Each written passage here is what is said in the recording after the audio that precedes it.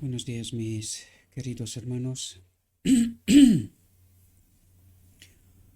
ruego a nuestro Dios que nos envíe su Espíritu, que nos capacite para poder entender su verdad, su realidad, su perspectiva.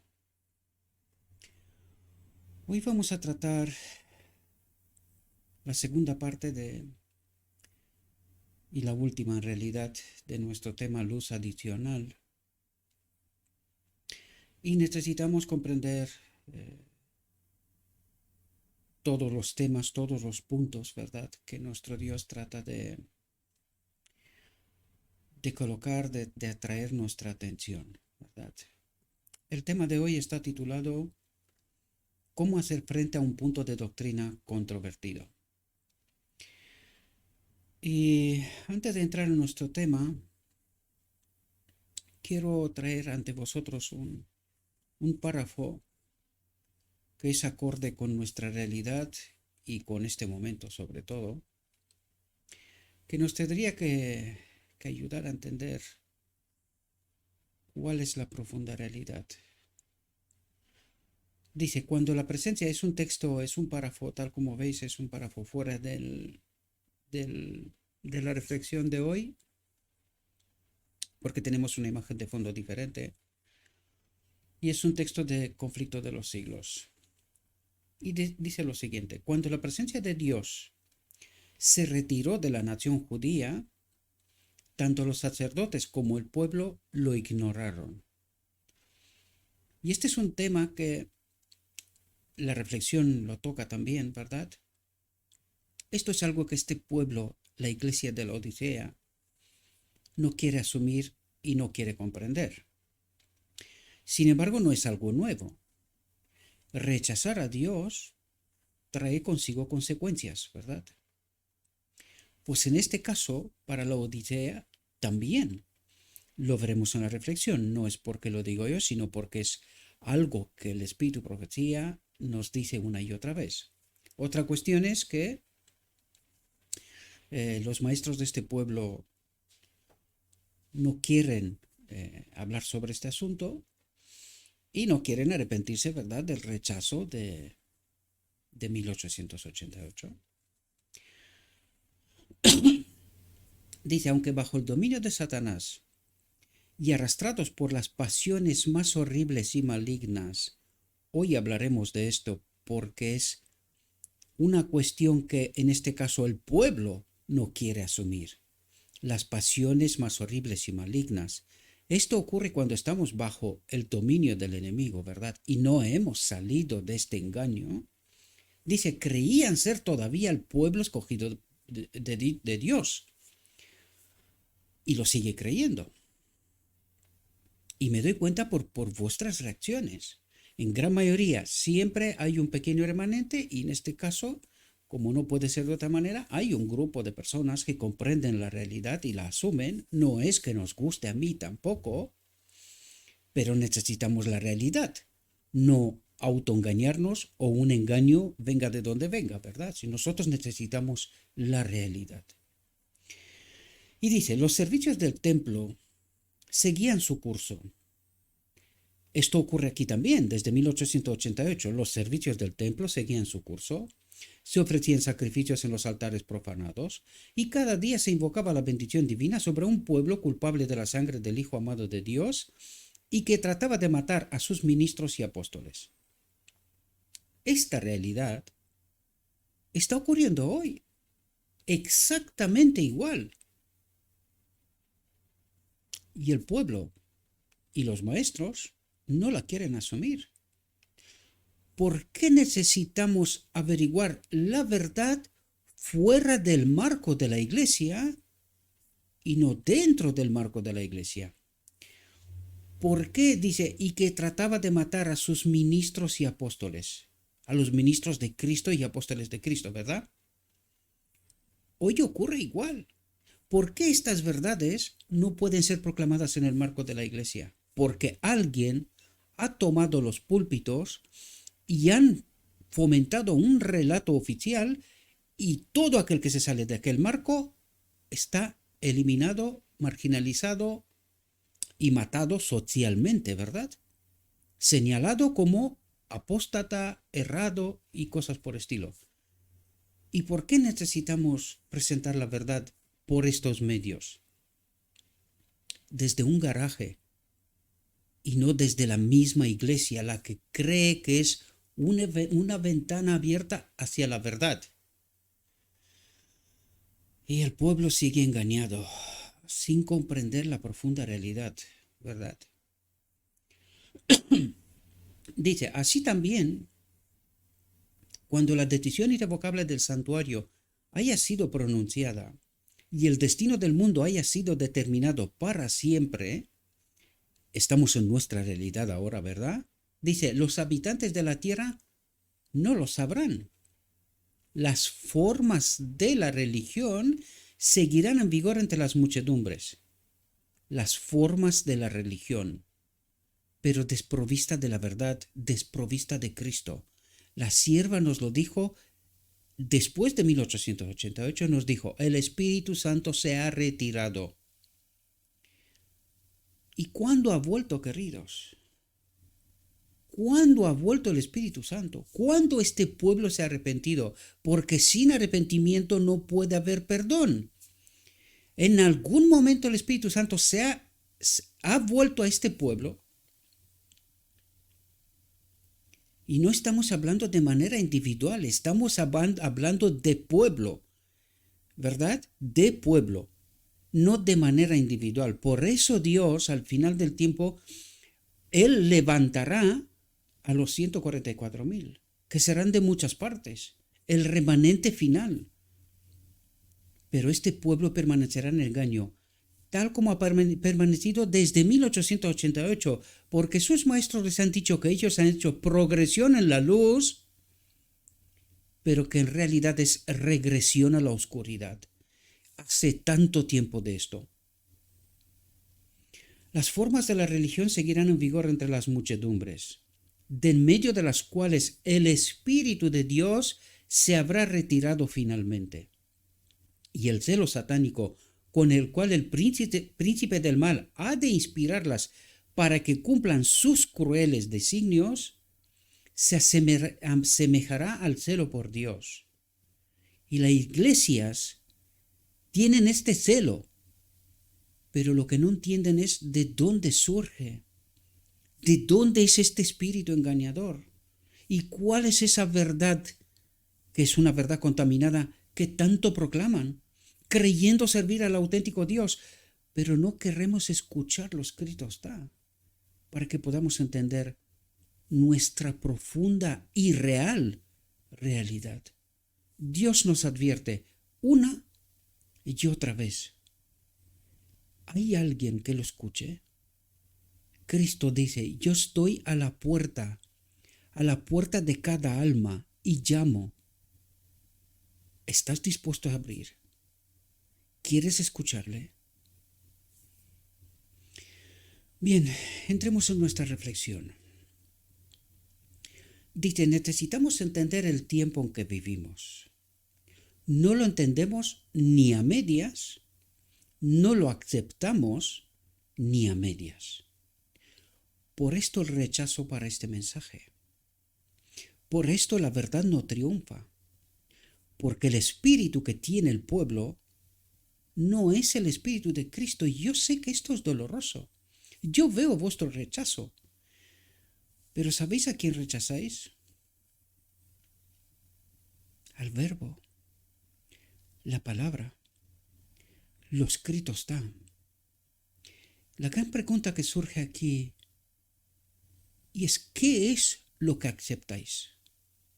¿Qué es lo que creéis? ¿Y cuáles son vuestras expectativas? No logramos entender que al rechazar a Cristo, estamos en la oscuridad. La pregunta grandísima es, ¿y quién te saca de allí, mi querido hermano y hermana? Si rechazas la verdad a Cristo, ¿quién te sacará de la oscuridad? Dice, mi corazón se conmueve dentro de mí cuando pienso en el enemigo al que tenemos que hacer frente y en cuán pobremente estamos preparados para esto. Las vicisitudes de los hijos de Israel y su actitud justamente antes de la primera venida de Cristo me han sido presentadas vez tras vez para ilustrar la posición del pueblo de Dios en su experiencia antes de la segunda venida de Cristo. Y dice,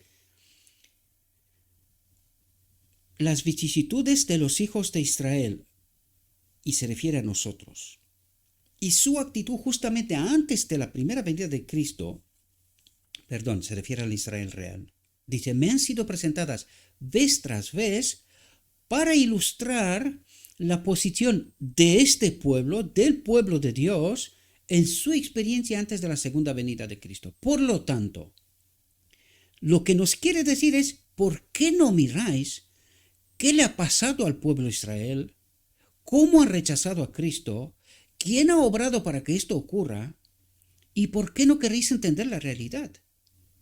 Porque lo que ha pasado vuelve a pasar. Y esto es en realidad lo que ha pasado, ¿verdad? En la venida de Cristo 1888, el enemigo de Dios ha influido sobre el pueblo de tal modo que la verdad sea rechazada. ¿Quién es la verdad? El espíritu de profecía, la profeta nos dijo en aquel momento, el espíritu de Cristo se ha retirado. Y desde entonces, vez tras vez advirtió, arrepiéntanse, vuelvan, ¿verdad? Cambien de opinión. Y la pregunta que necesitamos entender es, ¿cuándo ha pasado esto?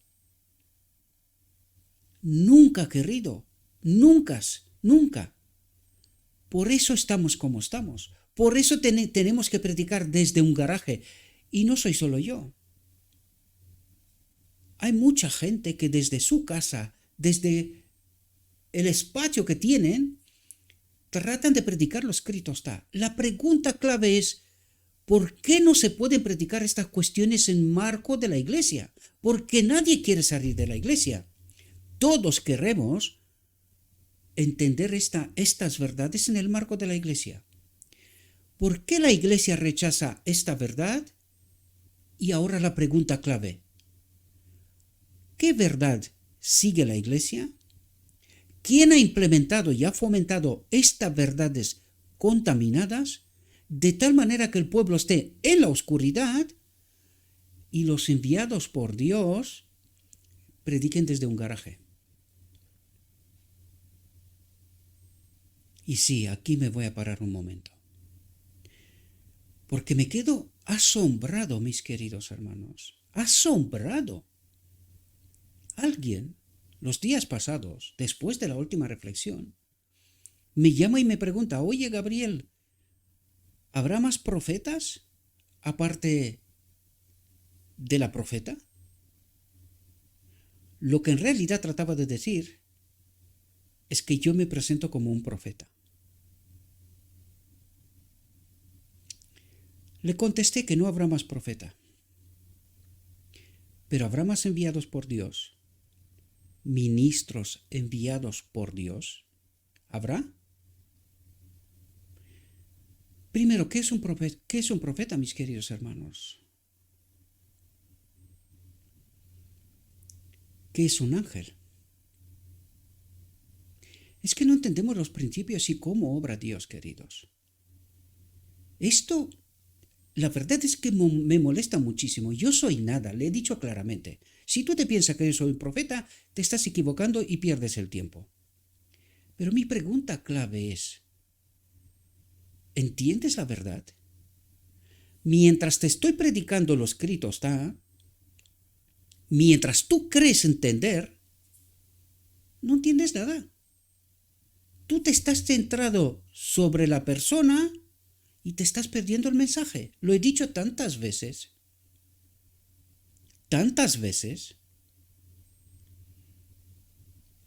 Los pastores son profetas porque manejan la verdad, con título, oficialmente, doctores en teología, muchos de ellos son profetas. ¿Y por qué me tienes que decir a mí que soy profeta? Predicándote desde un garaje. O sea, a ellos no tienes ningún problema en escucharlos y comprenderlos. Y sus verdades no se cuestionan. Pero si predicas desde un garaje, ¿quién eres tú? ¿Un profeta? No soy nadie. Lo he dicho tantas veces, yo no soy nadie. La pregunta clave aquí es, ¿entiendes tú el mensaje? ¿Entiendes en profundidad lo que estoy tratando de decirte? Porque esto no va porque uno elige ser lo que es. Esto no funciona así, queridos. Necesitamos entender cómo obra Dios. Porque el diablo ya nos ha enseñado lo suyo. Y en esta reflexión volveremos a verlo de nuevo. No es porque lo digo yo. ¿Por qué no utilizamos el cerebro para entender lo escrito está? ¿Por qué te estás centrando en el instrumento y te olvidas del poder que está en el instrumento, de su obra? ¿O no es esta la obra del Espíritu Santo? ¿Y dónde ha de habitar el Espíritu Santo? ¿Y cuál es su obra? ¿La entiendes? ¿Por qué me preguntas si yo soy profeta?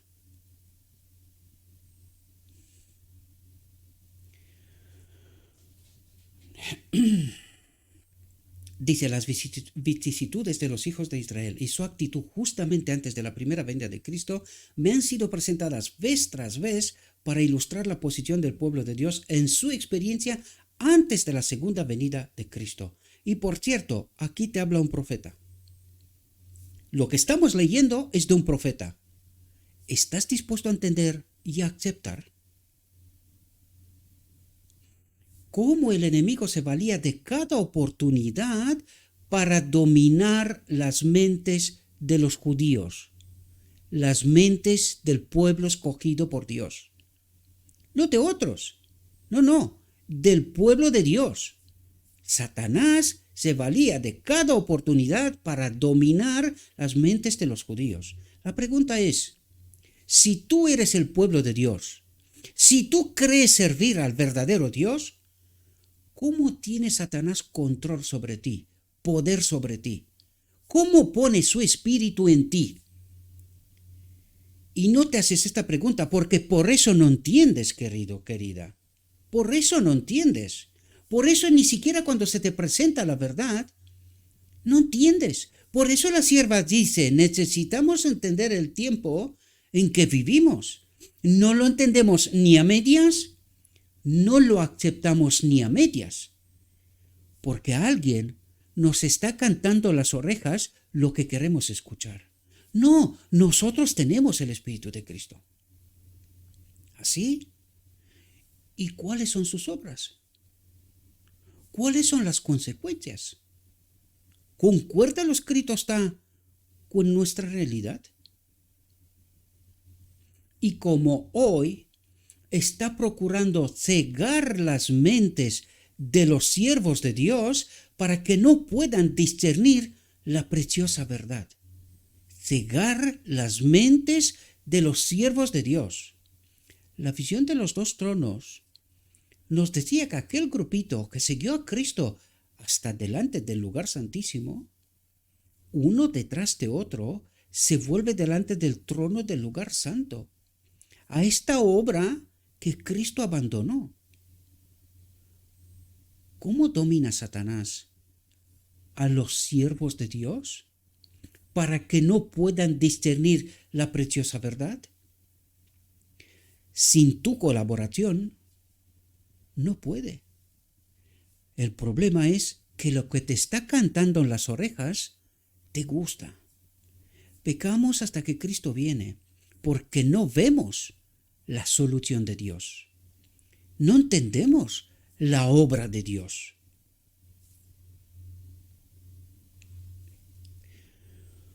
Y ahora viene a desmenuzar todo esto lo que ha tratado de decirnos, ¿verdad? Cuando Cristo vino a nuestro mundo, Satanás dominaba el terreno y disputó cada centímetro en la senda de Cristo desde el pesebre al Calvario.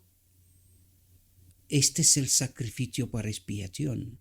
Desde el pesebre, desde encarnación al Calvario. Satanás había acusado a Dios de que requería abnegación de los ángeles cuando él mismo no sabía nada de lo que significaba y cuando él mismo no haría ningún sacrificio por otros. Esta fue la acusación que Satanás hizo contra Dios en el cielo. Y después de que el maligno fue expulsado del cielo, él continuamente acusó al Señor de que imponía un servicio exigente que él mismo no estaba dispuesto a prestar. ¿Está ocurriendo esto mismo hoy? ¿Qué es lo que trata de decir el pueblo de Dios con pecamos hasta que Cristo viene? Que el servicio de Dios es exigente. Nosotros no podemos. ¿Y qué es lo que no ve el pueblo de Dios? ¿Qué es lo que no tiene el pueblo de Dios? El Espíritu de Cristo, para que pueda entender la verdad y dejen de estar bajo el dominio de Satanás. Esto no ve el profeso pueblo de Dios. Y le encanta. Pecamos hasta que Cristo viene. Nuestro Dios impone un servicio exigente. ¿Y a quién creemos? ¿Quién está detrás de este mensaje? Pues nos lo dijo, y después de que el maligno fue expulsado del cielo, él continuamente acusó al Señor de que imponía un servicio exigente. Y que su reino es un reino de libertad. Aquí vale todo. No necesitamos a Dios y su ley. Vamos a ver si Cristo, Dios, tuvo abnegación. ¿Verdad? Vamos a ver si Cristo, siendo uno igual a Dios, tuvo abnegación. Dice, Cristo vino al mundo para hacer frente a esas falsas acusaciones y para revelar al Padre la ley. Por lo tanto, ¿hubo Dios abnegación? Juan 3:16. Tanto amó Dios al mundo que nos entregó a su Hijo, uno igual a Dios. ¿Tuvo Dios abnegación? Nos envió a su Hijo, todo el cielo. No podemos concebir la humillación que sufrió al tomar nuestra naturaleza sobre sí. Uno igual a Dios se convirtió en uno igual al hombre. No que el acto en sí de pertenecer a la raza humana fuera una desgracia, pero Cristo era la majestad del cielo, el Rey de la gloria, y se humilló a sí mismo para convertirse en una criatura,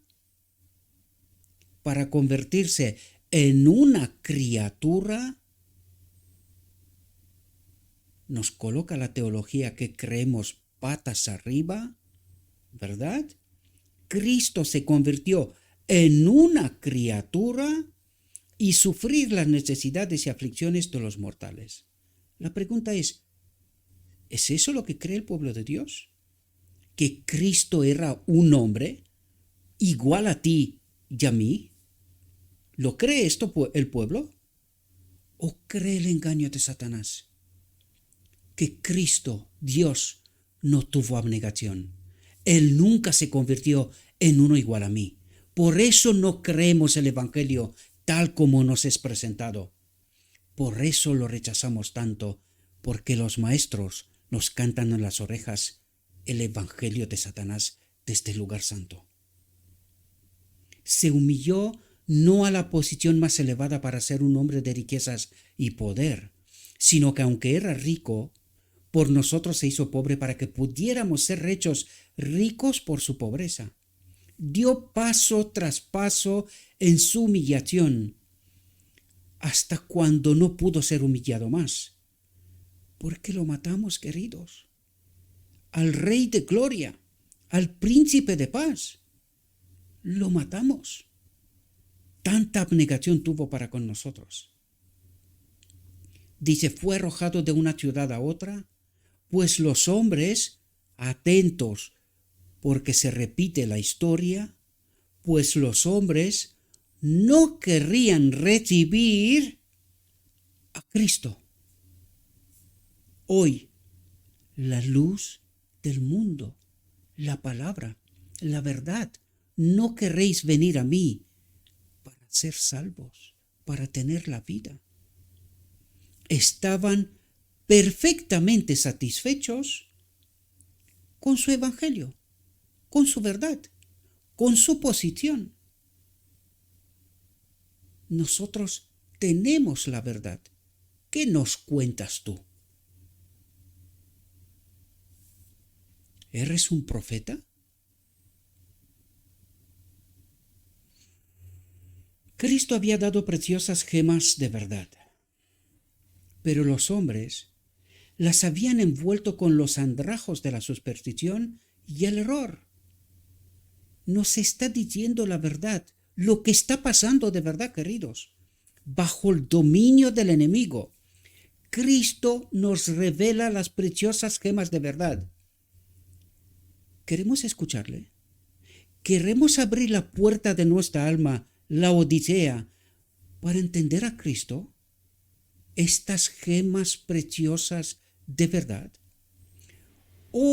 Pero los hombres las habían envuelto con los andrajos de la superstición y el error, el misticismo, ¿verdad?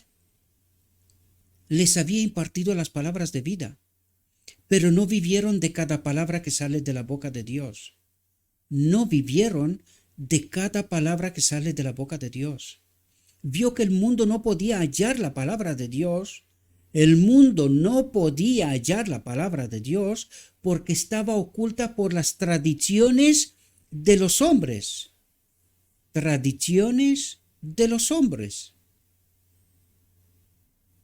Vino para colocar delante del mundo la importancia relativa del cielo y de la tierra, y para poner la verdad en el lugar que le corresponde.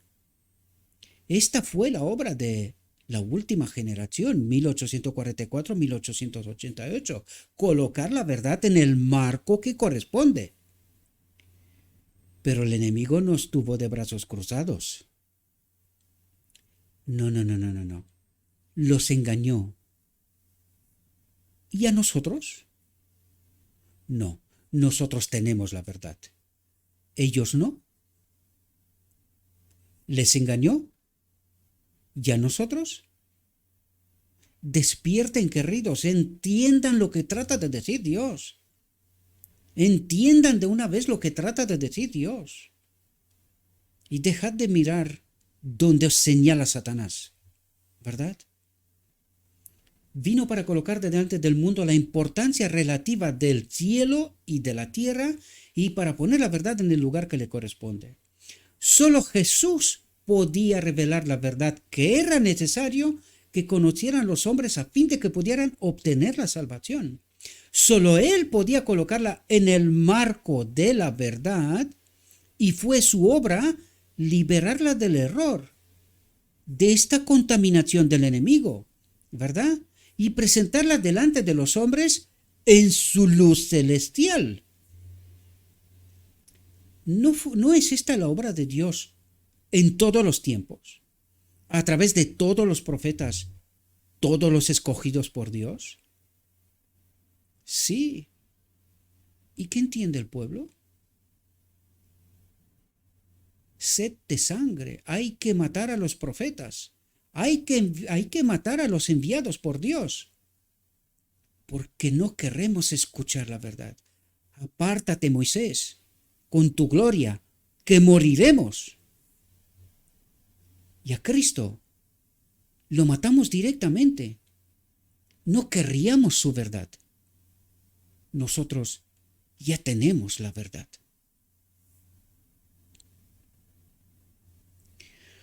Satanás se sintió movido a oponerse a Cristo, porque ¿acaso no había hecho todo lo posible desde la caída, desde el Edén, para hacer que la luz, la verdad, pareciera tinieblas y las tinieblas luz? ¿No es esta la obra que hace, que nos revela la visión de los dos tronos desde el lugar santo? ¿Verdad? Él obra con la obra de Cristo que ha abandonado. ¿Verdad? La justificación por la fe de Lutero. ¿Y dónde está Cristo ahora? ¿Y cuál es esa luz que Él envía? ¿La conoce el pueblo? Ojalá. Ojalá. Dice, mientras Cristo procuraba presentar delante de la gente la verdad en su debida relación con la salvación, Satanás obraba mediante los dirigentes judíos. ¿Mediante quién? Mediante sus maestros, ¿verdad? Los que tiene consigo en este tren de alta velocidad que va rápido, tan rápido que la gente no se da cuenta, a la muerte. ¿Y qué le pasó a Israel? Mataron al Rey de Gloria. ¿Qué le pasó a la Odisea? Mató al Rey de Gloria. Por eso Dios, al final del tiempo, necesita levantar, preparar el remanente final para que glorifique su nombre. Mientras Cristo procuraba presentar delante de la gente la verdad en su debida relación con la salvación, Satanás obraba mediante los dirigentes judíos y les inspiraba enemistad contra el Redentor del mundo, contra la verdad, contra el Espíritu. ¿Por qué estas verdades no se pueden proclamar desde el púlpito en el marco del profeso pueblo de Dios? Esta es la razón. Esta es la razón. Ellos se determinaron a hacer todo lo que estuviera en su poder para impedir que hiciera una impresión sobre la gente. ¿Ocurre hoy? Claro que sí. ¿La ve el pueblo? ¿La entiende? Buenas preguntas, a las cuales bien haríamos sentarnos y tratar de entender la verdad. ¿Cómo anhelaba Cristo exponer a los sacerdotes los mayores tesoros de la verdad? ¿Cómo ardía su corazón por eso? Pero la mente de ellos se había plasmado en un molde tal. ¿Cuál es ese molde? Nosotros somos los maestros, teólogos, doctores de la ley. Nosotros tenemos la verdad. ¿Nos la vas a contar tú? ¿Nos la contarás tú? Nosotros la sabemos. ¿Cuál es este molde? ¿Lo entendemos, queridos?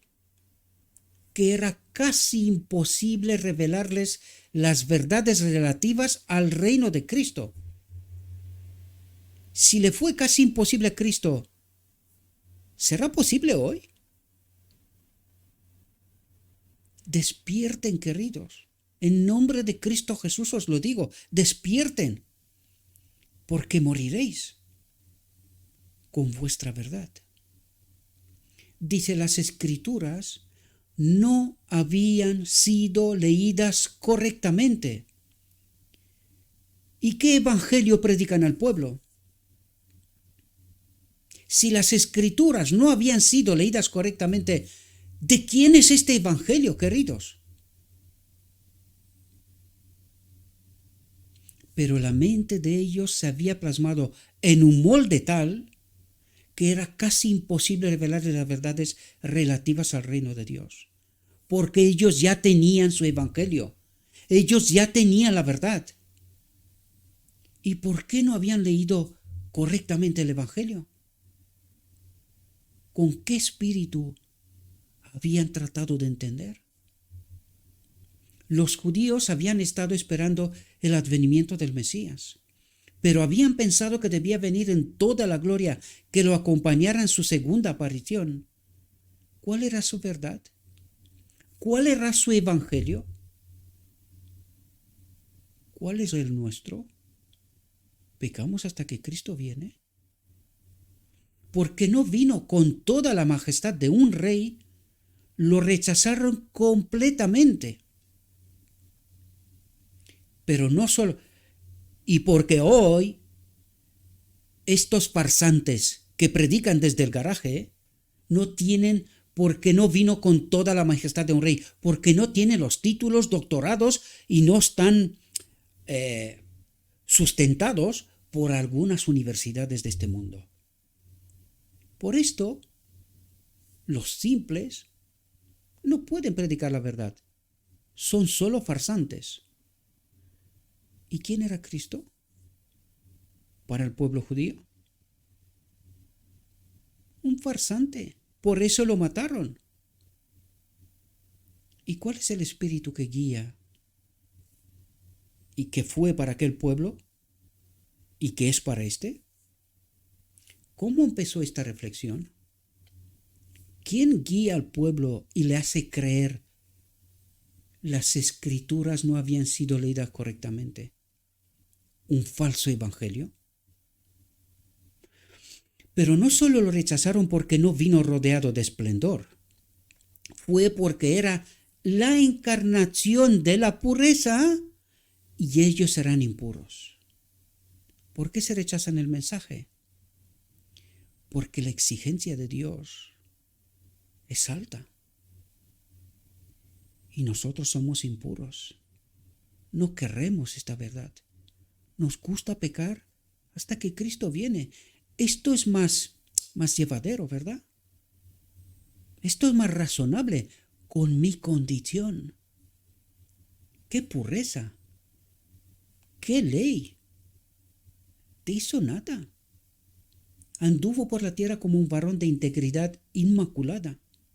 Un personaje tal, en medio de la degradación y el mal, no estaba en armonía con los deseos de ellos y fue ultrajado y despreciado. ¿Por qué lo mataron?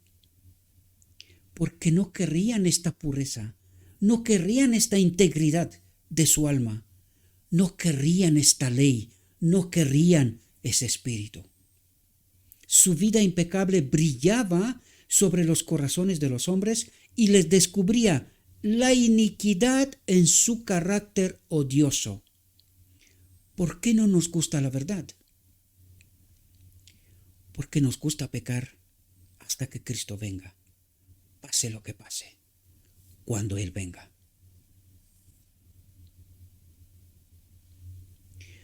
El Hijo de Dios fue asaltado a cada paso por los poderes de las tinieblas. Después de su bautismo, fue llevado por el Espíritu al desierto y sufrió la tentación durante 40 días. Me han llegado cartas que afirman que Cristo no podría haber tenido la misma naturaleza que el hombre, pues si la hubiera tenido, habría caído bajo tentaciones similares. ¿Creemos este Cristo? ¿Cuál es el Cristo que creemos nosotros? Un Dios que no es igual a mí. Por eso no creo que yo puedo vivir bajo lo que Cristo me enseñó. Por eso yo no creo a este ejemplo. No le creo, queridos. Nosotros creemos que Cristo era un Dios que no era igual a mí. Y por eso le pregunta, no puede ser que Cristo sea uno igual con nosotros. No puede ser. Me han llegado cartas que afirman que Cristo no podría haber tenido la misma naturaleza que el hombre. No, Él era un Dios, un semidios, lo que fuera, pero no era como yo. Y por eso, Él no puede ser mi ejemplo. Y por eso, al no ver la solución, pecamos hasta que Cristo viene. Si no hubiera tenido la naturaleza del hombre, no podría ser nuestro ejemplo. Y esto es lo que Satanás, con este falso evangelio, trata de enseñarnos. Por eso este pueblo no cree en este Cristo.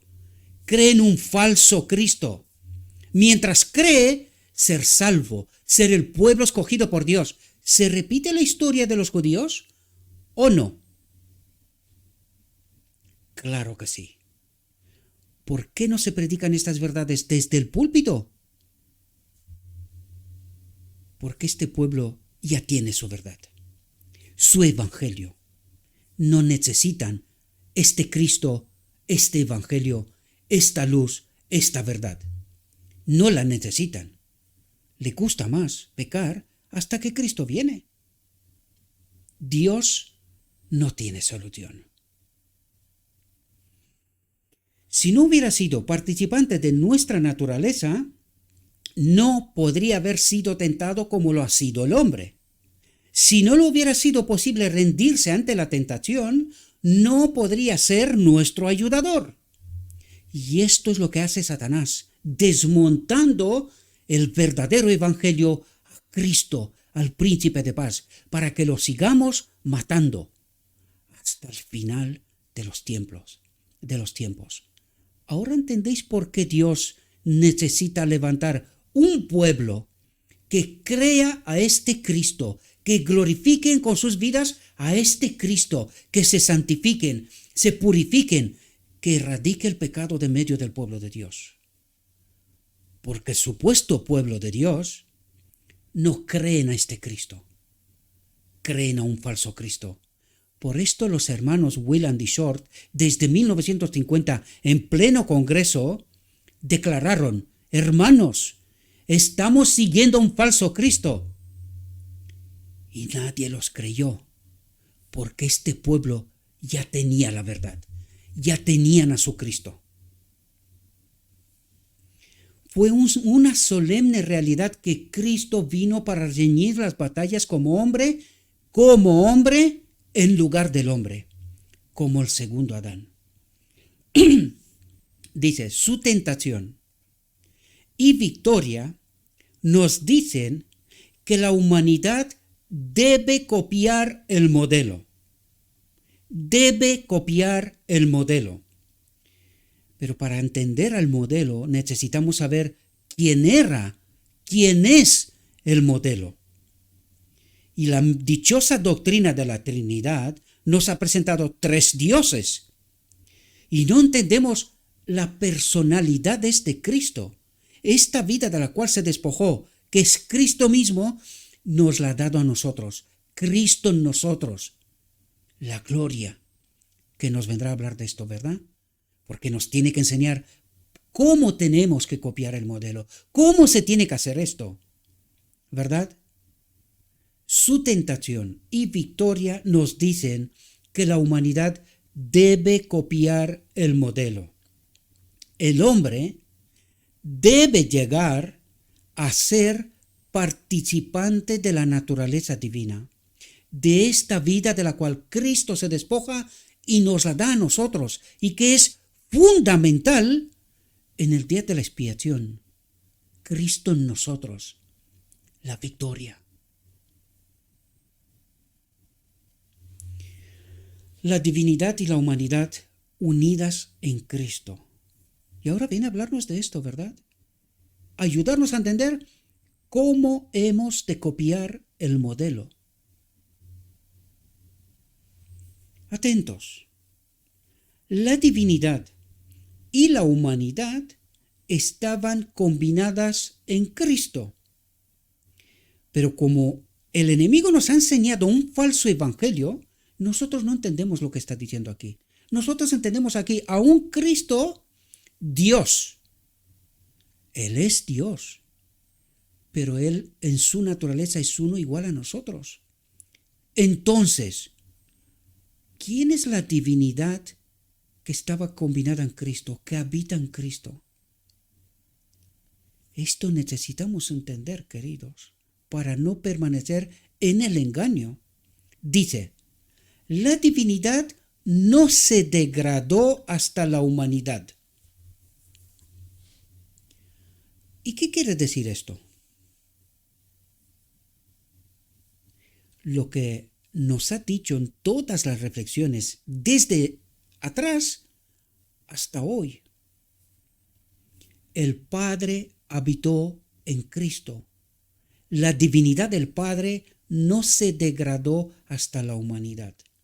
La divinidad mantuvo su lugar, pero la humanidad, estando unida con la divinidad, estando unida con el Padre, resistió la más tremenda prueba de la tentación en el desierto. ¿Qué nos enseña el modelo? Que necesitamos estar unidos a la gloria de Dios. Y esto viene a explicarnos.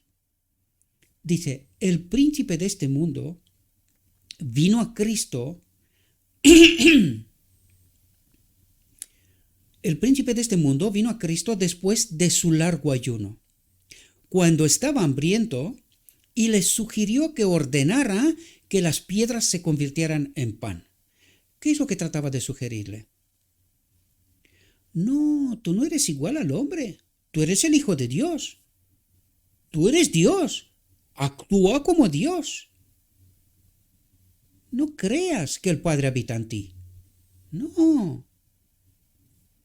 ¿Entendéis la sutileza del engaño, queridos? Dice, pero el plan de Dios, ideado para la salvación del hombre, disponía que Cristo conociera el hambre y la pobreza y cada aspecto de la experiencia del hombre. Y esto nos dice que Él tenía que ser uno como nosotros. ¿Qué es lo único que nosotros no tenemos? La gloria de Dios. Pero ¿qué es lo que nos trata de explicar Cristo, que dice que tenemos que copiarle a Él? Que nos unamos a la gloria de Dios, a esta naturaleza divina. Eso es lo que trata de explicarnos. Pero claro, como al pueblo se le está contando un otro evangelio y los farsantes no son creíbles, pues no entendemos. Nosotros necesitamos un Cristo, Dios en naturaleza, uno igual a Dios, que no es igual a mí. Por lo tanto, por eso nosotros no podemos. Por eso la conclusión es, pecamos hasta que Cristo viene. Y no entendemos quién es la naturaleza divina de Cristo. El Padre en Él. ¿Y quién ha de ser nuestra naturaleza divina?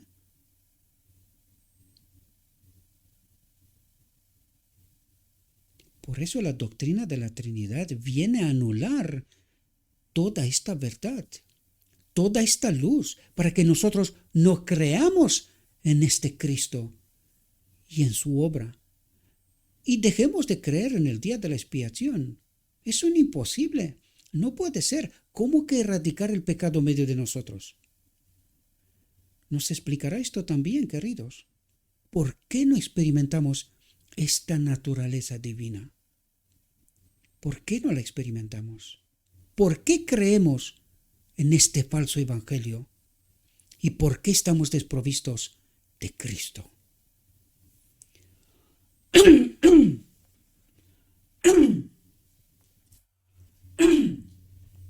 Perdonad un momento.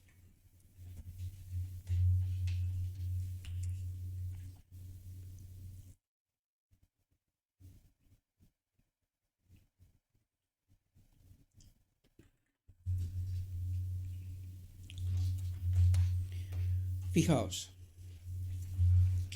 Dice, resistió a la tentación mediante el poder que puede tener el hombre. Resistió a la tentación mediante el poder que puede tener el hombre. Se aferró del trono de Dios y no hay un hombre o mujer que no pueda tener acceso a la misma ayuda mediante la fe en Dios. Por lo tanto, ¿qué nos trata de decir aquí?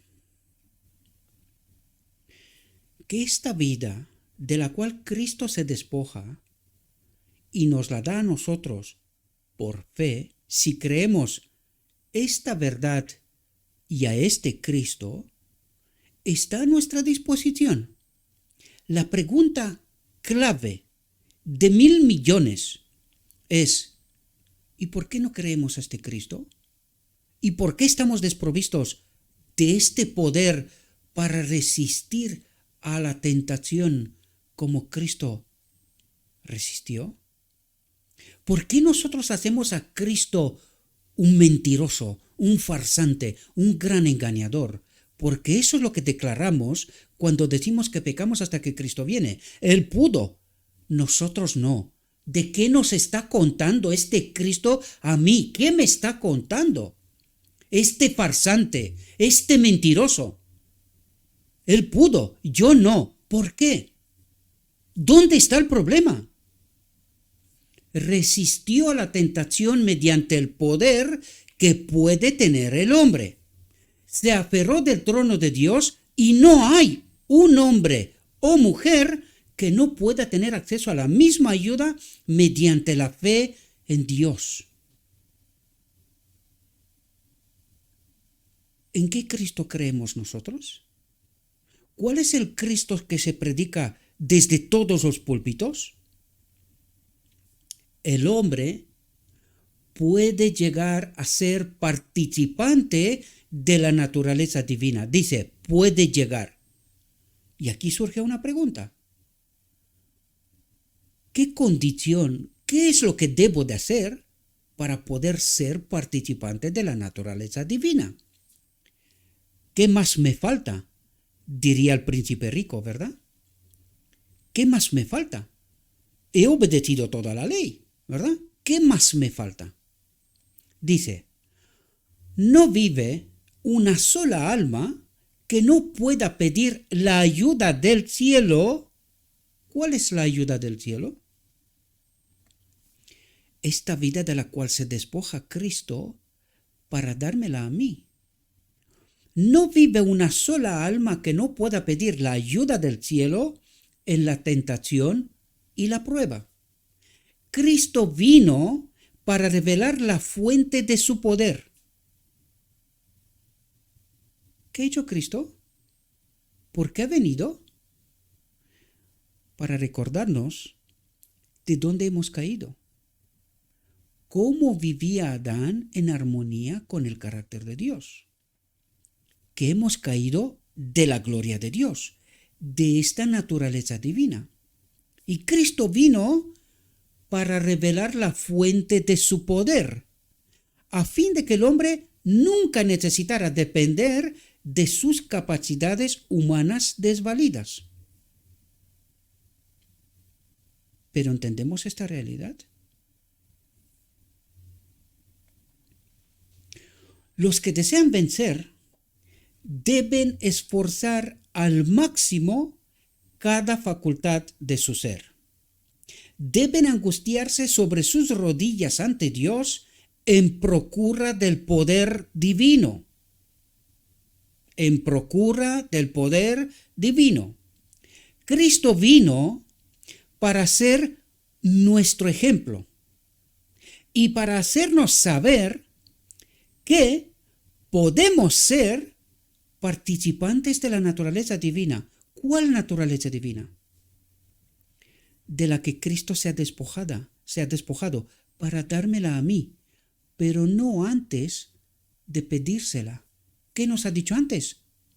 Los que desean vencer deben esforzar al máximo cada facultad de su ser. Deben angustiarse sobre sus rodillas ante Dios en procura del poder divino. ¿Entendemos? Cristo vino para ser nuestro ejemplo y para hacernos saber que podemos ser participantes de la naturaleza divina, de tener este poder divino. Y dice, ¿cómo?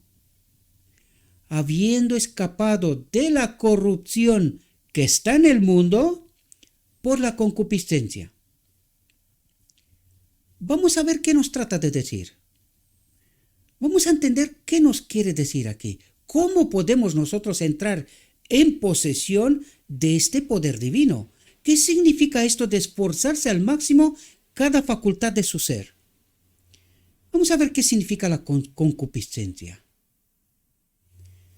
Y fijaos lo que nos dice el diccionario. Concupiscencia. Deseo ansioso de bienes materiales, de gustarle este mundo, ¿verdad? Es un deseo ansioso de tener cosas en este mundo. ¿Y de quién es este mundo? Del enemigo. ¿Qué dijo Cristo? No hay nada de este mundo en mí. Ningún deseo, ninguna tentación, ni un pensamiento, nada. No hay nada. Cuando dijo nada, es que es nada en términos absolutos. ¿Por qué no experimentamos el poder de Cristo? Por deseo ansioso de bienes materiales, por el apetito desordenado de placeres sensuales, de las cosas que el enemigo nos ha planteado en este mundo. Espectáculos, cines, entretenimiento, ¿verdad? O sexuales. Dice, se abandonó al vicio y la concupiscencia. Por lo tanto, ¿qué nos dijo aquí? Cristo vino para ser nuestro ejemplo y para hacernos saber que podemos ser participantes de la naturaleza divina. ¿Cómo podemos ser participantes de la naturaleza divina? Abandonando, habiendo escapado de la corrupción, del engaño, del dominio del enemigo, ¿verdad? Esto significa de la corrupción que está en el mundo, en este mundo, por la concupiscencia, por deseos de bienes, por el entretenimiento, por la sexualidad. ¿Por qué no tenemos el poder de Cristo? Porque nos gusta este mundo. Y mientras nos gusta este mundo, Cristo, el que dijo, no hay nada de este mundo en mí, por lo tanto su poder no puede estar en este templo mientras este templo está corrompido por la concupiscencia de este mundo. ¿Por qué no tenemos el poder de Cristo? Espero que lo tengáis claro, bien claro.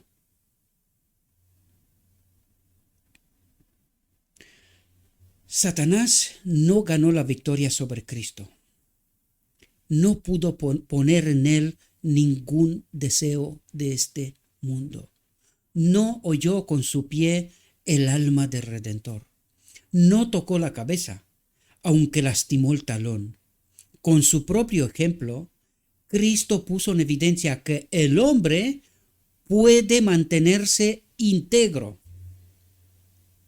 Puede mantenerse íntegro.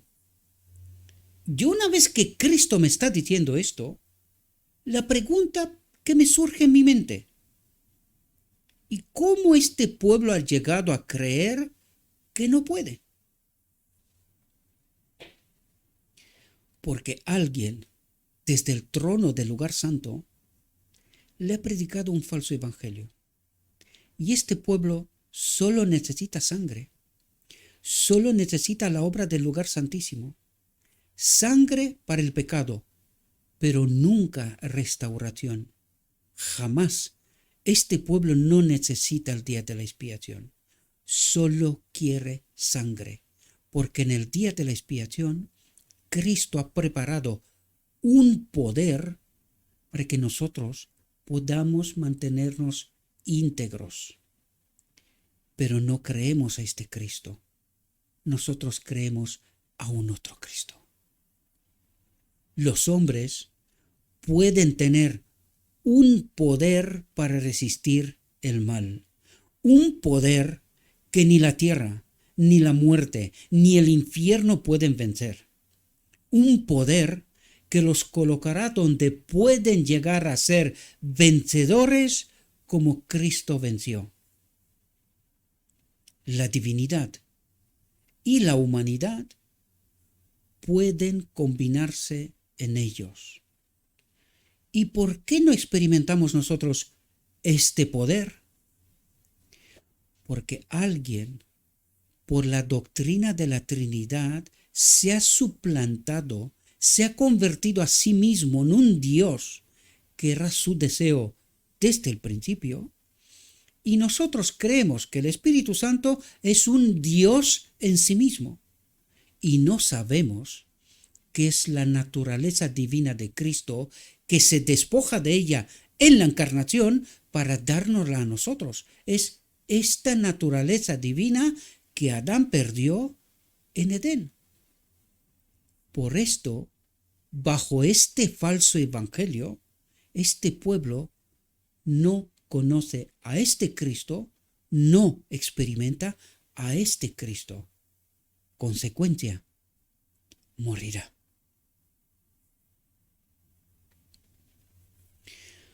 Fue la obra de Cristo presentar la verdad en el marco del Evangelio y revelar los preceptos y principios que había dado al hombre caído. Cada idea que presentó Cristo era propia de él. No necesitó tomar prestados los pensamientos de nadie, porque era el originador de toda verdad. Podía presentar las ideas de los profetas y de los filósofos y preservar la originalidad de él, pues era suya toda la sabiduría. Él era el manantial, la fuente de toda verdad. Llevaba la delantera a todos y por su enseñanza llegó a ser el dirigente espiritual para todos los siglos. Por su enseñanza, por este poder, por el Espíritu y por su enseñanza llegó a ser el dirigente espiritual, este Salvador personal, este poder que me ha sido dado a mí para todos los siglos. ¿Y por qué no lo experimenta el pueblo? Buenas preguntas, queridos. Buenas preguntas. Fue Cristo el que habló mediante Melquisedec, el sacerdote del Dios Altísimo. Melquisedec no era Cristo, sino la voz de Dios en el mundo, el representante del Padre. Y Cristo ha hablado a través de todas las generaciones del pasado. Cristo ha guiado a su pueblo y ha sido la luz del mundo. ¿Quién habla a través de sus enviados? ¿Quién trae la luz a este pueblo? Cristo ha guiado a su pueblo y ha sido la luz del mundo en todas las generaciones. Cuando Dios eligió a Abraham como un representante de su verdad, atentos lo que dice aquí, ¿por qué estamos engañados? Esto viene a decirnos. Y atentos, lo dice Cristo, no lo dice un farsante. Cuando Dios eligió a Abraham como un representante de su verdad, lo sacó de su país, lo separó de su parentela y lo apartó. Deseaba modelarlo de acuerdo con el modelo divino. ¿Cuál es el modelo divino? La palabra y el Espíritu, ¿verdad? Deseaba enseñarle de acuerdo con el modelo divino. No había de estar sobre él el modelo de los maestros del mundo. ¿Por qué? Porque el modelo de los maestros del mundo no es de Dios. Eso es lo que nos trata de decir. Y no me crean a mí. El farsante, no lo tengáis en cuenta. Entiendan lo que está escrito. Y si no entiendes, pregúntate, ¿tienes el Espíritu de Cristo? Porque es la clave para poder entender la verdad, la luz.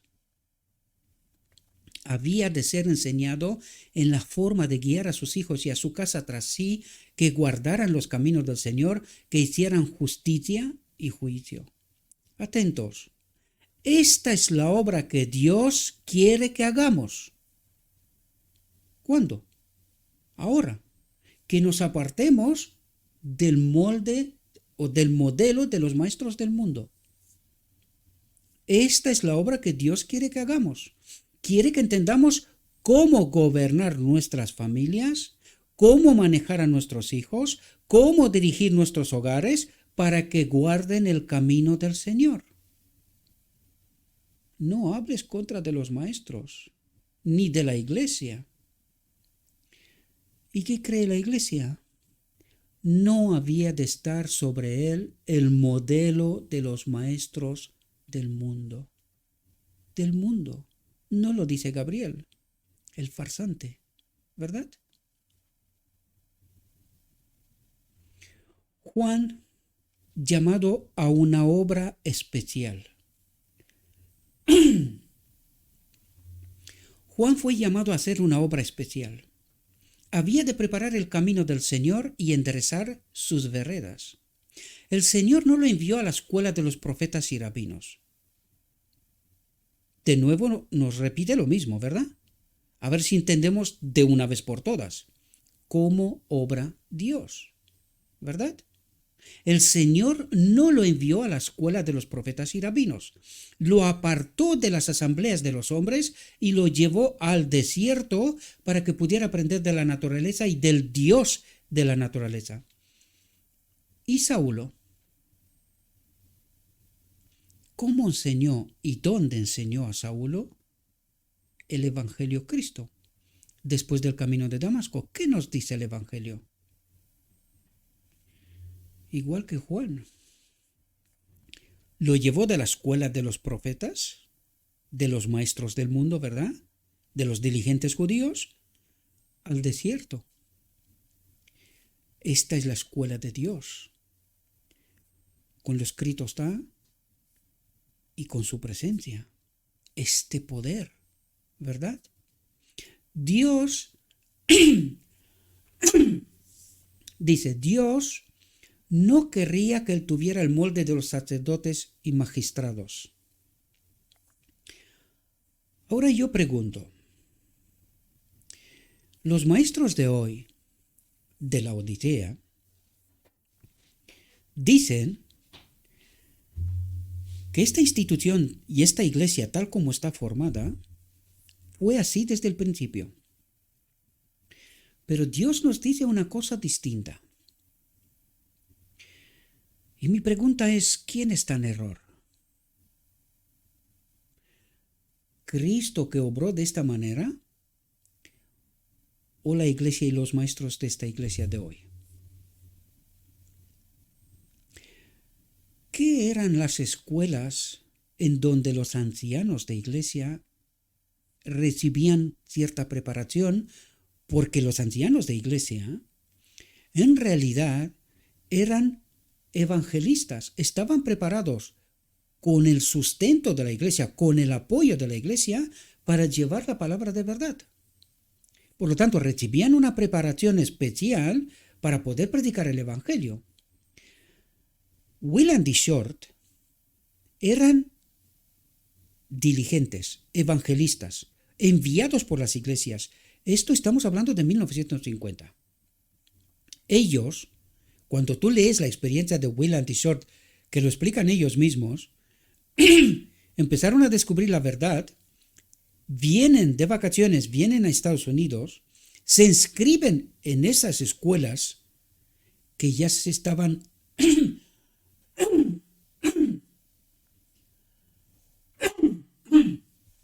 vaya que no me ayuda mucho la voz y todavía queda mucho. Y ya se estaban empezando aquí a pervertir estas escuelas y formar pastores. Por lo tanto, la exigencia del momento exigía que ellos, perdón la repetición, que ellos pues vuelvan de nuevo a estas escuelas y que se hagan pastores. Porque eran como evangelistas, sostenidos por las iglesias en África. Ellos estaban en África. Y cuando vinieron a las escuelas de pastores y empezaron a predicar lo que habían enseñado, lo que habían estudiado en los escritos, pues a Willand lo expulsan directamente. Y tiene que volver a África tal como estuvo hasta entonces, como evangelista, sostenido por la iglesia. Esto nos quiere decir, porque por eso en 1950 pusieron el manifiesto, hermanos, estamos adorando a otro Cristo. Se habían dado cuenta de la perversión del evangelio. Por eso les expulsaron de sus escuelas de maestros. Por eso Cristo nos dice que estas escuelas de maestros pervertidas Es la obra del enemigo, queridos. Es así como nos ha predicado un falso evangelio. Es así como de toda la historia ha dirigido a este pueblo a la apostasía. Por eso Cristo, el Señor, no lo envió a las escuelas de los profetas y rabinos. Lo apartó de las asambleas de los hombres y lo llevó al desierto para que pudiera aprender de la naturaleza y del Dios de la naturaleza. Dios no querría que él tuviera el molde de los sacerdotes y magistrados. Este falso evangelio, ¿verdad? Dios fue llamado a hacer una obra especial. El Señor le dio su mensaje. El Señor le dio su mensaje, su verdad, su perspectiva, su realidad. Fue a los sacerdotes y magistrados, fue a los sacerdotes y magistrados y les preguntó si podía proclamar su mensaje. Dice, no, Dios lo apartó de ellos. ¿Quién lo apartó de ellos? Dios lo apartó de ellos. ¿Por qué predicamos desde el garaje y no desde el púlpito de la iglesia? Y recuerden, yo soy anciano de iglesia y no soy el único en mi iglesia, al que se le ha vetado al púlpito. No soy el único. Si en mi iglesia hay más de uno, ¿qué estará pasando en todo el mundo? ¿Y qué está pasando en todo el mundo? ¿Por qué los mensajeros de Dios, apartados por Dios mismo, tienen que predicar la verdad de otras partes y no del púlpito del marco de la iglesia? Buenas preguntas, y el pueblo debería de contestar a estas preguntas. Y vuelvo a recalcar una vez más, dejen de una maldita vez de mirar a mí. Escuchen la verdad. Yo soy irrelevante, ni profeta ni historias. Dejaos de tonterías. Entiendan a Dios, cómo obra, cuáles son sus verdaderas obras y cuáles son sus verdaderos obreros. Y yo os lo repito una vez más, no estoy apuntando a mí, estoy apuntando de cómo obra Dios. Eso es lo que trato de destacar. Y entiendan bien, ¿verdad? No permanezcan engañados. Dios lo apartó de ellos para que no fuera influido por su espíritu y enseñanza. ¿Por su espíritu? ¿Cuál espíritu? ¿Del enemigo? ¿Y enseñanza? ¿Cuál enseñanza? Del enemigo. Porque el Señor le dio su mensaje, su evangelio, su verdad. Y los maestros no tenían ni el espíritu de Cristo, ni el evangelio, la verdad de Cristo. ¿Se repite la historia?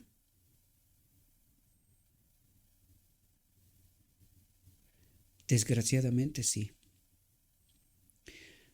Era la voz que clamaba en el desierto: preparad camino a Jehová, enderezad calzada en la soledad a nuestro Dios. Todo valle sea alzado y bájese todo monte y collado, y lo torcido se endurece y lo áspero se allane, y se manifestará la gloria de Jehová, y toda carne juntamente la verá, porque la boca de Jehová ha hablado. ¿Qué es lo que trataba de decir? Déjense de sus maestrías, sus teologías, sus pastorados, lo que quieras. Todo valle, todo hombre simple que tiene la verdad enviado por Dios, sea alzado y bájese todo monte y collado. Todo maestro, bájese a Cristo, a la verdad simple, al verdadero evangelio. Esto es lo que predicaba Juan. ¿Lo entendemos? Ni entonces, y hoy tampoco. Dice, atentos a lo que dice aquí. Este es precisamente el mensaje que debe ser dado a los nuestros. Pero a los nuestros no les gusta. Dice, estamos cerca del fin del tiempo. Y el mensaje es: Preparad el camino del Rey. Es el mensaje de Juan, ¿eh? Es el mismo mensaje. Preparad el camino del Rey. Quitad las piedras, los obstáculos, los maestros, los doctores, los teólogos. Alzad pendón a los pueblos. El pueblo debe ser despertado. No es tiempo ahora de pregonar paz y seguridad. Nosotros tenemos la verdad, paz y seguridad. Se nos exhorta. ¿De quién? De Dios. Clama a voz en cuello.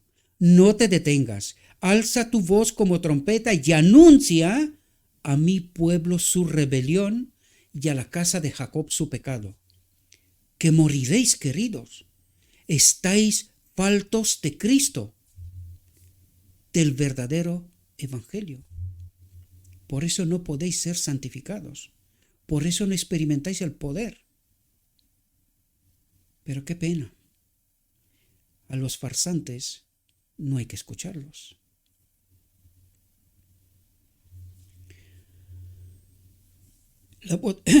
Y aquí nos habla de la boda del Cordero. Fijaos. La luz de la gloria de Dios brilló sobre nuestro representante, el segundo Adán, y ese hecho nos dice que la gloria de Dios puede brillar sobre nosotros. ¿Qué nos está hablando? Nos recuerda de dónde hemos caído. La luz de la gloria de Dios que Adán perdió en Edén brilló sobre nuestro representante. ¿Qué vino Cristo a hacer? A unirnos con esta gloria de Dios, con esta naturaleza de Dios que hemos perdido en Edén. Brilló sobre nuestro representante. Y ese hecho nos dice que la gloria de Dios, la naturaleza divina perdida por Adán en Edén, puede brillar sobre nosotros. Atentos, con su brazo humano, Jesús rodeó a la raza humana y con su brazo divino se aferró al trono del infinito. La humanidad y la divinidad de Cristo, Cristo y el Padre, que siempre han obrado juntos. Con su brazo divino se aferró al trono del infinito, relacionando al hombre con Dios y a la tierra con el cielo. ¿Qué ocurre en la boda del Cordero? Cristo es instaurado como rey de esta tierra. Está entronizado como rey de esta tierra y rey de todas las tierras, de toda la creación, que la hizo él mismo, ¿verdad? Y dice, y relacionando al hombre con Dios, el decreto divino. Unir al hombre con Dios, con el Padre, a través de Cristo, su Espíritu en nosotros. Recuerden, para poder acudir a la boda del Cordero, ¿qué mira al Padre? Si su Espíritu, si el poder, la vida de Cristo habita aquí, ¿verdad? Y si habita aquí, estamos unidos con Dios, con el Padre, en Cristo. Esta es la boda del Cordero, queridos. De eso nos está hablando. Debe caer sobre nosotros la luz de la gloria de Dios. Debe caer sobre nosotros, dice, la luz de la gloria de Dios, la presencia del Espíritu de Cristo. Dice, necesitamos la santa unción de lo alto. No importa cuán inteligente o cuán instruido sea un hombre, no está calificado para enseñar a menos que se aferre firmemente del Dios de Israel. El que está relacionado con el cielo hará las obras de Cristo. El que está relacionado con el cielo, el que tiene el Espíritu de Cristo, hará las obras de Cristo. Por fe en Dios, tendrá poder para conmover a la humanidad. Por fe en Dios, tendrá poder esta vida de Cristo, el Espíritu, para conmover a la humanidad. irá en busca de las ovejas perdidas de la casa de Israel. Si el poder divino no se combinara con el esfuerzo humano, yo no daría un ápice por todo lo que podría ser el más grande de los hombres. Dice, falta el Espíritu Santo en nuestra obra. No lo digo yo, lo dice la sierva. ¿Y por qué lo dice? Porque hemos rechazado a Cristo en 1888 y porque alguien nos está engañando que tenemos al Espíritu de Cristo. Sin arrepentirnos, jamás podemos recibir perdón. No conocemos el Evangelio. No entendemos cómo obra Dios si creemos esto. Otra cuestión es a nivel personal. Pero cuidado, ¿dónde está la mayoría? Con los maestros, con la iglesia. ¿Dónde están los 144.000? ¿Y qué mensaje predican? Pues el que acabo de decirnos aquí. El que está relacionado con el cielo hará las obras de Cristo. Dice, nada me alarma más que ver el espíritu de desavenencia manifestado por nuestros hermanos. Estamos en terreno peligroso cuando no podemos unirnos como cristianos y examinar cortésmente los puntos controvertidos. Estamos en terreno peligroso cuando cerramos la boca y no permitimos que, aunque haya puntos distintos de vista, no se puedan tratar cortésmente los puntos controvertidos. Siento el deseo de huir del lugar, dice. No sea que reciba el molde de aquellos que no pueden investigar sinceramente las doctrinas de la Biblia, que impide el acceso al púlpito para enseñar al pueblo toda verdad. Con lo escrito está, con las doctrinas de la Biblia. ¿Y por qué ocurre lo que está ocurriendo? Buena pregunta y os dejo que contestéis. Los que no pueden examinar imparcialmente las evidencias de una posición que difiere de la suya, no son idóneos para enseñar en departamento alguno de la causa de Dios. Por lo tanto, todos aquellos que impiden acceso al púlpito, a la verdad, a lo escrito está, están haciendo la obra del enemigo y no de Dios. Lo que necesitamos es el bautismo del Espíritu Santo. Sin esto, no estamos más capacitados para ir al mundo de lo que estuvieron los discípulos después de la crucifixión del Señor. Jesús conocía su desamparo, que no estaban unidos a él, ¿verdad? Y les dijo que permanecieran en Jerusalén hasta que fueran investidos con el poder de lo alto. Cada maestro debe ser un alumno. Cada maestro debe ser un alumno, para que sus ojos puedan ser ungidos a fin de que vean las evidencias de la verdad de Dios que avanza. La verdad que avanza, no doctrinas inamovibles. Los rayos del sol de justicia deben brillar en su propio corazón, en su propia mente, si quiere impartir la luz a otros. Si no lo que imparte, que Dios nos tenga en su misericordia, ¿verdad?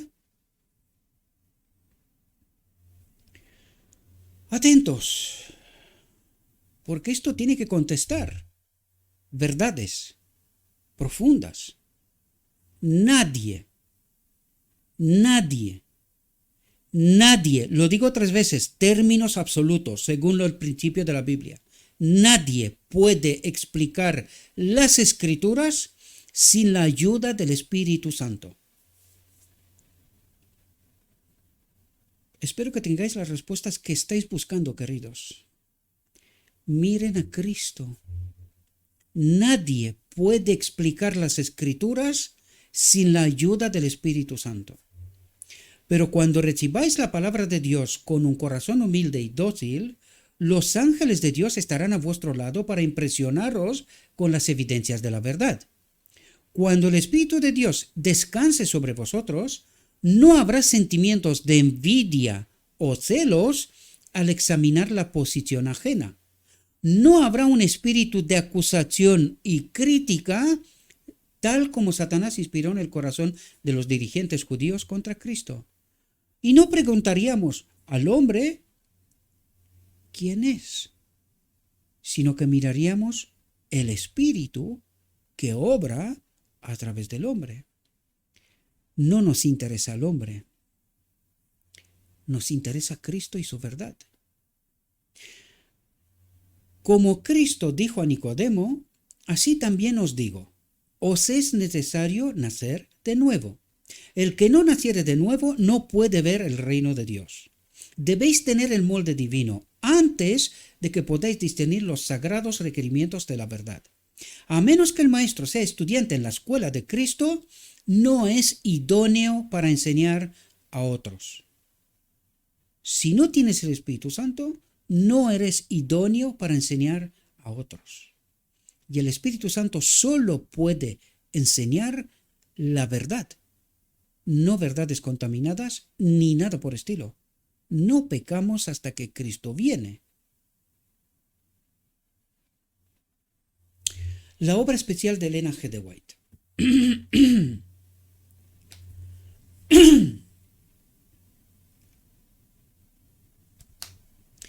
Debiéramos llegar a un estado en el que desaparezca toda diferencia. Atentos a lo que dice. Debiéramos llegar a un estado en el que desaparezca toda diferencia. Es decir, resultado del estudio de la palabra de Dios. Recuerden la última generación, 1844-1888. Debiéramos llegar a un estado en el que desaparezca toda diferencia. Ellos colocaron la verdad en su marco y fundamento correcto, ¿verdad? Si pienso que tengo luz, mi deber es presentarla. Si pienso que tengo luz, mi deber es presentarla. Supongamos que yo consultara a otros acerca del mensaje que el Señor me hubiera dado para la gente. La puerta podría cerrarse de modo que la luz no llegara a aquellos a quienes Dios la hubiera enviado. Por lo tanto, si tienes luz, proclámala. Cuando Jesús entró en Jerusalén, toda la multitud de los discípulos, gozándose, comenzó a alabar a Dios a grandes voces por todas las maravillas que habían visto, diciendo: Bendito el Rey que viene en el nombre del Señor, paz en el cielo y gloria en las alturas. Entonces algunos de los fariseos de entre la multitud le dijeron: Atentos, porque lo que está diciendo aquí el pueblo reconoce a Cristo. Bendito el Rey que viene en el nombre del Señor, paz en el cielo y gloria en las alturas. Y fijaos lo que ocurre. Entonces algunos de los fariseos de entre la multitud le dijeron: Maestro, reprende a tus discípulos. Él, respondiendo, les dijo: Os digo que si éstos callarán, las piedras clamarían. Esto ocurre hoy. Los farsantes hablan, pero debe de haber alguien que escuche, ¿verdad? Los judíos trataron de detener la proclamación del mensaje, que había sido predicho en la palabra de Dios, pero la profecía debía cumplirse. El Señor dice: He aquí, yo envío el profeta Elías antes que venga el día de Jehová grande y terrible. Yo envío el profeta Elías. Tipos y antitipos, ¿verdad? ¿Quién es el cuarto ángel del Apocalipsis? Yo envío el profeta Elías. Juan es la naturaleza divina de Cristo, ¿verdad? Alguien ha de venir en el espíritu y poder de Elías. Alguien ha de venir en el espíritu y poder de Elías, y cuando aparezca, quizá digan los hombres. Atentos. Y esto lo he escuchado yo en mi propia iglesia. Dice, tú eres demasiado celoso. No interpretas las escrituras de la debida manera.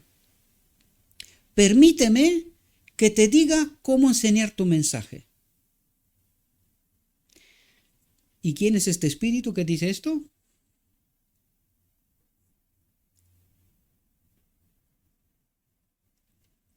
El cuarto ángel, el poder de Elías, de Juan, Cristo mismo, él era el poder de los dos, Cristo mismo, su espíritu, ¿verdad? Y los maestros de hoy dicen, permítame que te diga cómo enseñar tu mensaje, porque no tienes el espíritu, nosotros sí.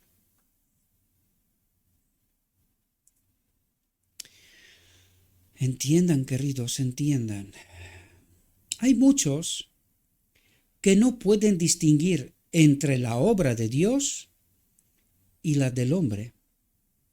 Por eso preguntan, ¿y tú quién eres? Hay muchos que no pueden distinguir entre la obra de Dios y la del hombre.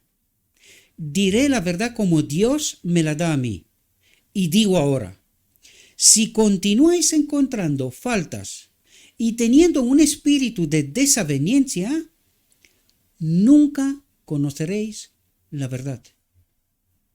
Jesús dijo a sus discípulos, aún tengo muchas cosas que deciros, pero ahora no las podéis sobrellevar. No estaban en condición de apreciar las cosas sagradas y eternas, pero Jesús prometió enviar el Consolador que les enseñaría todas las cosas y les haría recordar todas las cosas que Él les hubiera dicho. Hermanos, no debemos poner nuestra confianza en hombre. Yo os lo repito una y otra vez y caéis una y otra vez en el mismo error. Os estáis fijando en el hombre y estáis perdiendo el mensaje.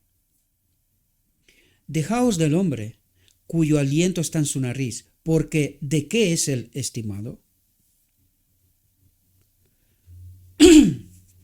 Debéis hacer depender vuestra alma desvalida de Jesús, de espíritu, de la naturaleza divina de Jesús, ¿verdad?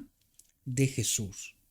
No es propio que bebamos de la fuente del valle, cuando hay una fuente en la montaña. No es propio que bebamos del hombre, eso es lo que quiere decir.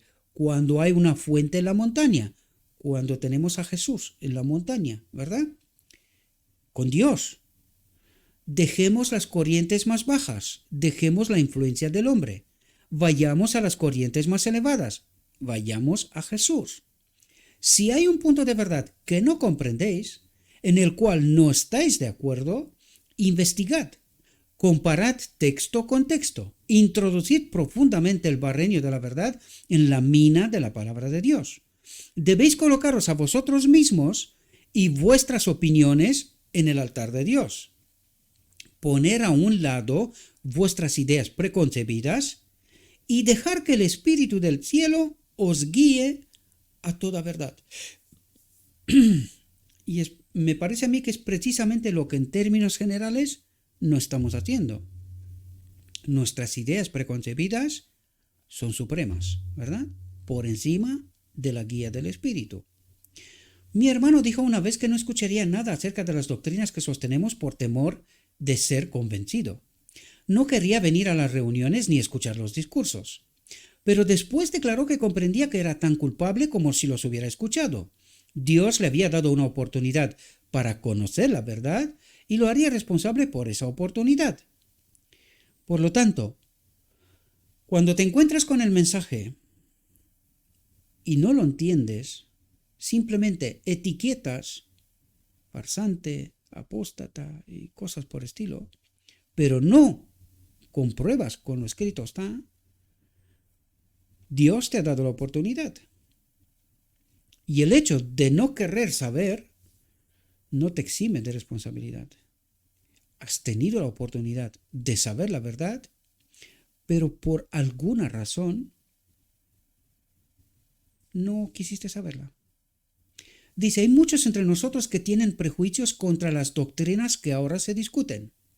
No quieren venir para escuchar, no quieren investigar tranquilamente, sino que a ciegas presentan sus objeciones. A ciegas, dice. Están perfectamente satisfechos con su posición y ya tienen su verdad, ¿verdad? Tú dices, yo soy rico y me he enriquecido y de ninguna cosa tengo necesidad.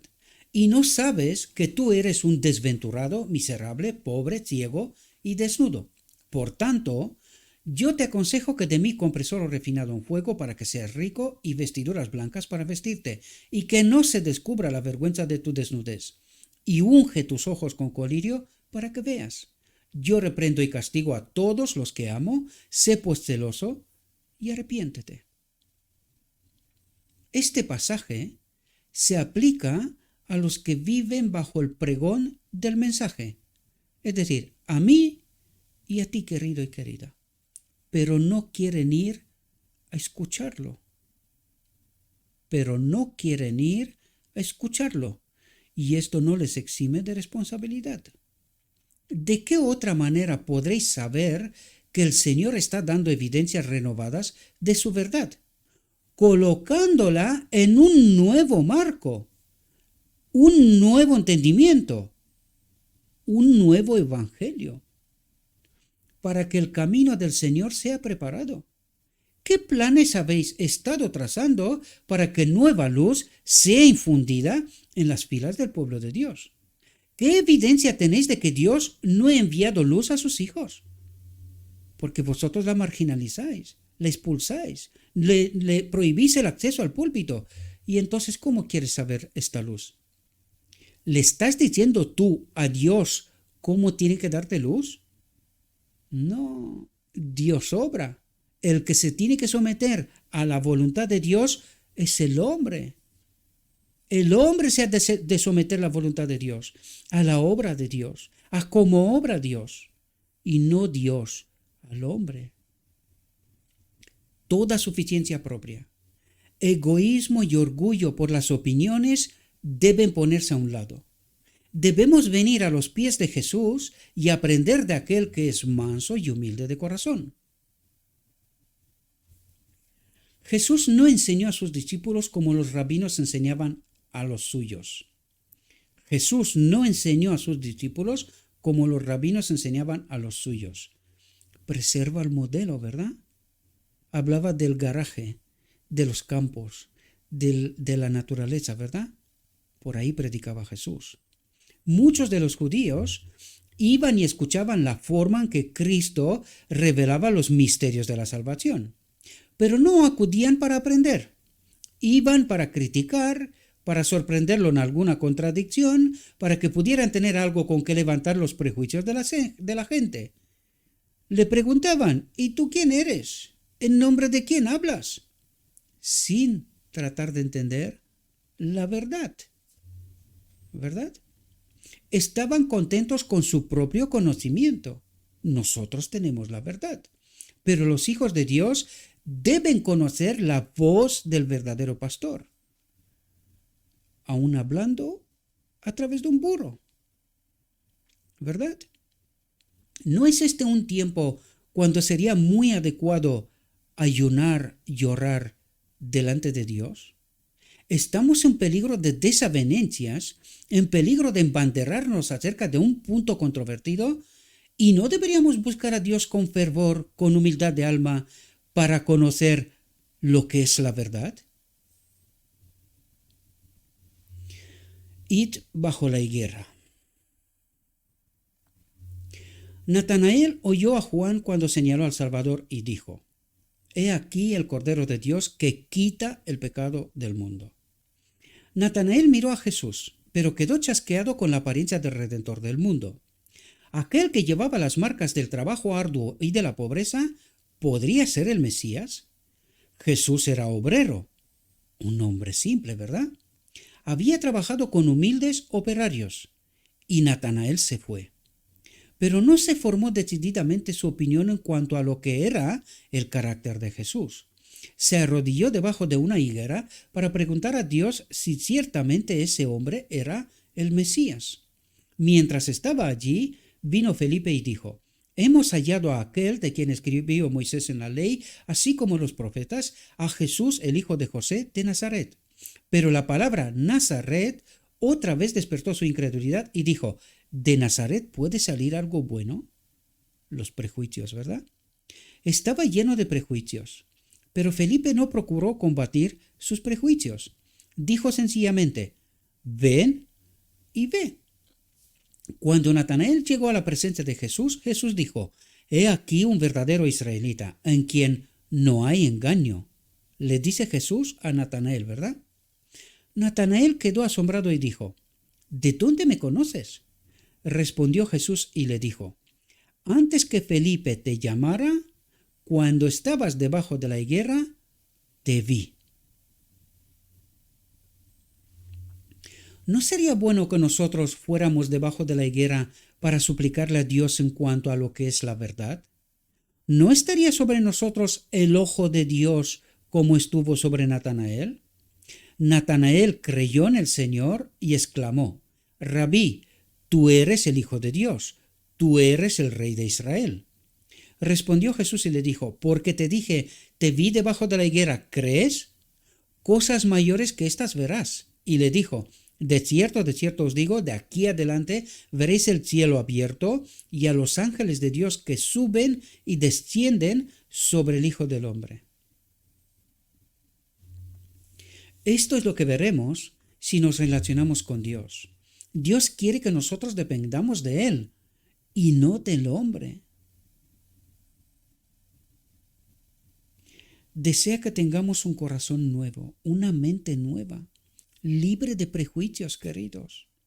Quiere darnos revelaciones de luz del trono de Dios.